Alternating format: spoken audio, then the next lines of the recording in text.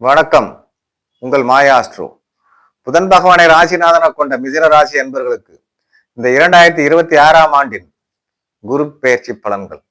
இது நாள் வரையில் உங்கள் ராசிக்கு ஜென்ம குருவாக அமர்ந்து வீண் அலைச்சலை கொடுத்து கொண்டிருந்த உங்கள் ராசிக்கு 7 மற்றும் 10ஆம் இடத்துக்கு சொந்தமான குரு பகவான் நிகழும் பராபவ ஆண்டு வைகாசி மாதம் 12ஆம் தேதி செவ்வாய்க்கிழமை,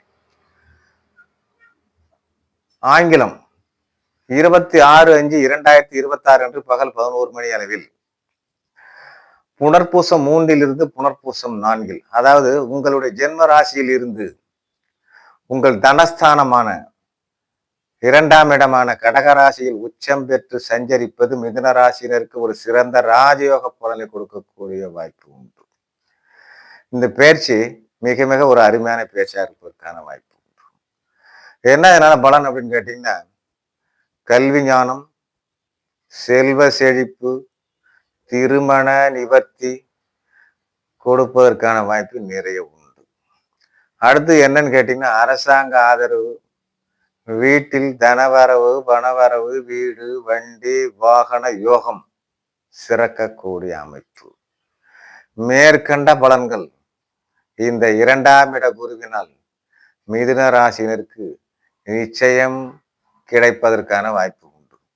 குரு பகவான் உங்களுக்கு பார்வை என்னந்த விட்ட பாக்குறாரு அப்படின்னு கேட்டீங்கன்னா, 5ஆம் பார்வையாக குரு பகவான் உங்கள் ராசிக்கு 6ஆம் வீடான விருச்சிக ராசியை பார்வை செய்வது எப்பேற்பட்ட எதிரியும் உங்களுக்கு நண்பர்கள் ஆவதற்கான வாய்ப்பு உண்டு. வழக்குகள் ஏதாவது நிலுவையில் இருப்பின் வெற்றி பெறலாம். நோய் நொடியில் உள்ளவங்க என்ன பண்ணலாம், நோய் தீர்ந்து உடல் ஆரோக்கியம் சிறக்கக்கூடிய அமைப்பு. அடுத்தது குரு பகவான் 7ஆம் பார்வையாக உங்கள் ராசிக்கு 8ஆம் இடமான மகர ராசியை பார்வை செய்வது என்ன அப்படின்னு கேட்டீங்கன்னா, விபரீத ராஜயோகம், இடைமாற்றம், மனமாற்றம், வெளியூர் வெளியுலக வாழ்க்கை, வெளிநாடு வாய்ப்பு போன்றவை கிடைப்பதற்கான வாய்ப்பு உண்டு.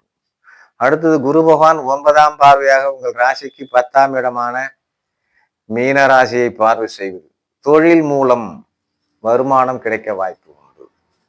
தொழில் மூலம் லாபம் கிடைக்கக்கூடிய வாய்ப்பு உண்டு. வியாபாரம் புத்துணர்ச்சி பெறக்கூடிய அமைப்பு. சொத்துக்களில் வழக்கு இருப்பின் குருவின் பார்வையால் வெற்றி கிடைக்க வாய்ப்பு உண்டு. எனவே இந்த 2ஆம் இட குரு மிதுன ராசினருக்கு ஒரு சிறந்த ராஜயோக பலனை. அடுத்து என்ன பரிகாரம் நம்ம பண்ணிடலாம் அப்படின்னு கேட்டீங்கன்னா, தேய்பிறை அஷ்டமியில் அஷ்ட பைரவரை வணங்கினால் இந்த குரு பெயர்ச்சி உங்களுக்கு மிக மிக மென்மையான பலனளிக்கும் என்று கூறி மற்றொரு வீடியோவில் சந்திப்போம். நன்றி, வணக்கம்.